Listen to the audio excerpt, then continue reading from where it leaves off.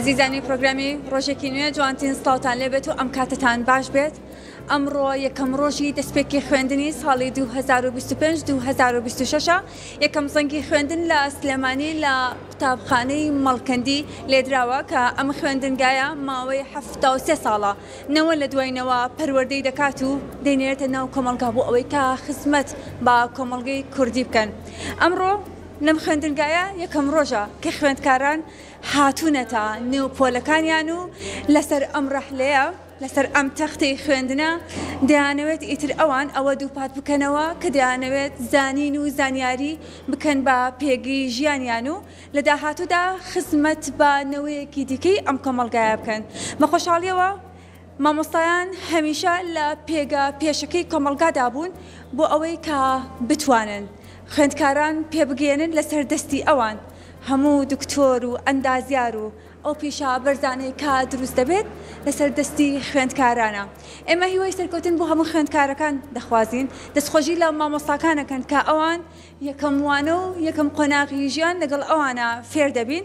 ئەمڕۆ لە سلێمانی یەکەم زەنگی خوێندن لێدرا بۆ ئەوەی کە دەرگای خوێندنگا ئاوەڵا بێت بە ڕووی هەموو خوێندکاران هەروە ئەزانین یەکەم زەنگی خوێندنی ئەم ساڵ لەسەر دەستی خاتوو شاناس ئیبراهیم ئەحمەد لەگەڵ دوو خوێندکاری پەروەردەی تایبەت و پەروەردەی ئاسایی لێدرا. پەیامەکە ئەوە بوو کە ئێمە بڵێن چۆن گرنگی دەدەین بە پەروەردەی ئاسایی بەو جۆرەش گرنگی دەدەین بە پەروەردەی تایبەت لە نێو کۆمەڵگادا دەستپێکی ساڵی خوێندنی 2025-2026.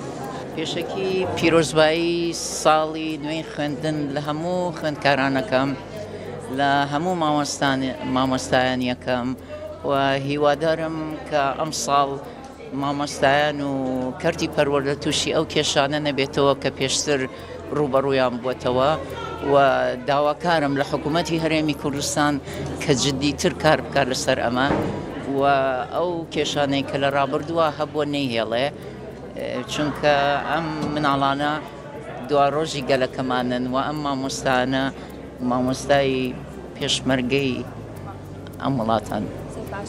خاتوو شاناس ئەم ساڵ لەسەر دەستی بەڕێزە زەنگی نوێی خوێندن لێدرا لەگەڵ دوو خوێندکاری پەروەردەی تایبەت و خوێندکاری پەروەردەی ئاسایی کەواتە ئەمە پەیامێکە لەوەی بڵێن کە چۆن گرنگی دەدەین بە پەروەردەی ئاسایی ئاواش پەروەردەی تایبەتیش لە خوێندنا گرنگە؟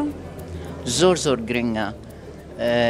پشتکردنە ئەو خوێندکارانە بەڕاستی کارێکی زۆر نابەجێ و زۆر ناخۆشە.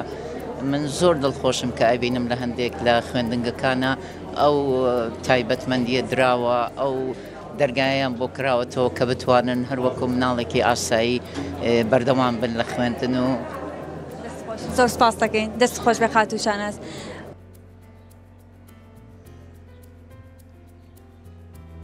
ئەوەی کە بینیتان دەستپێکی یەکەم ڕۆژی خوێندنی ساڵی 2025-2026 بوو وەکو ئاماژەم پێکرد لە خوێندنگەی مەڵکەندی کە 73 ساڵە خزمەت دەکات و نەوە لە دوایینەوە پێدەگەێنێت.